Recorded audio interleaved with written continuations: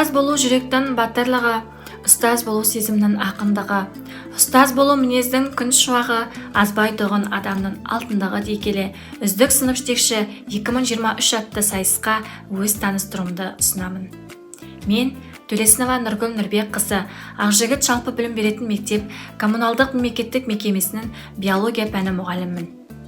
Өмірді ұзын дәліз деп есептейтін болсам, мен қызыға кірген алғашқы есік педагогика әлемі болды. Ал педагог шәкірт жұлдызын жағып, үлкен өмірге бақыттап жетелей жүретін тұлға екені белгілі. Әрі қарай мектептен кейінгі таңдауымды педагогика саласымен байланысуына себепкер болған ол менің отбасым. Себебі менің отбасымда атам Төлесін ерте дүниеден өтсе де артында өшпес із қалдырған ұстаз болған. Оған қоса әжем Шұға осы биология химия саласында талай шәкірттерді тәрбиелеген зейнеткер ұстаз. Сонымен қатар ата-анам да осы ұстаздық еңбек жолында қызмет етуде.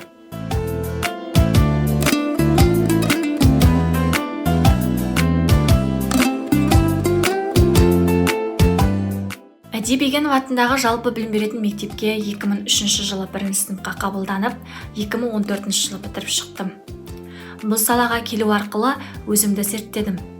Адам мен табиғаттың байланысын, қоршаған ортаның мәдениеттілігін, экология сауаттылықты дамыту жолында әлі де еңбектеніп келемін. Мектептен кейін Махамбет Өтемісұлы атындағы Батыс Қазақстан мемлекеттік университетінде білімімді толықтырып, 2018 жылы өзімнің туған жерім Ақжігіт ауылындағы Ақжігіт мектебінде алғашқы еңбек жолымды бастадым.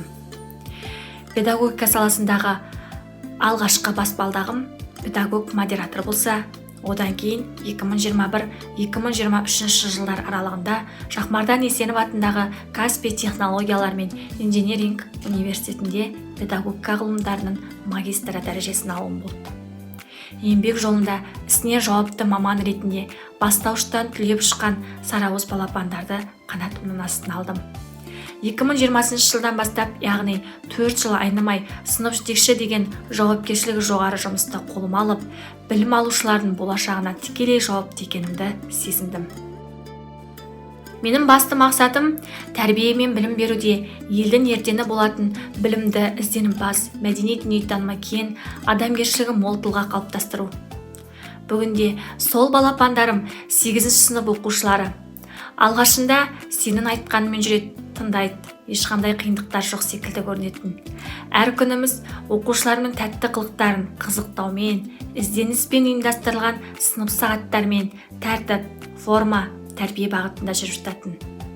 Өтпелі кезеңде қыздарым қылық шығарып, жігіттерім ержете бастағанда сынып жетекші тарапынан қолдаудың ғана емес, педагогикалық, психологиялық қолдаудың да ауадай қажет екенін біліп, оларды үнемі дұрыс жолға бағыттап отырамын. Басында 20 оқушымен бастаған сыныбым бүгінде 17 оқушы. 17 түрлі мінез құлқы, ізденісі, қызығушылығы бар. Солармен жұмыс жасап, дамытуға және соның нәтижесінде бүгінде оқушыларым мектепшілік, аудандық, облыстық сайыстардың жүлдегерлері. Алдағы уақытта оқушыларымды қияға қанат қақтырып, еліміздің дамуына зор үлесін қосады деген үлкен үмітпен сенім артамын.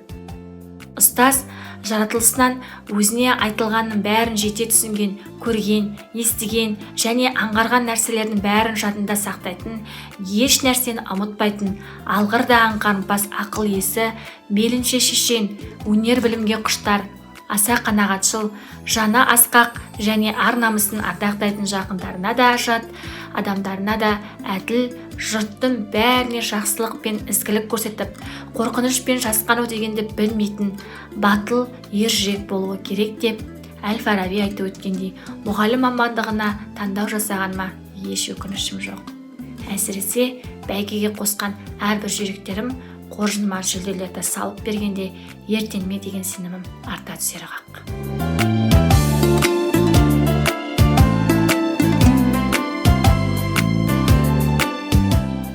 Ұстаздық еткен жалықпас, үйретуден балаға деп ұлы Абай атамыз айтқандай, қастерлі мамандықтың иесі болғанымды мақтан етемін.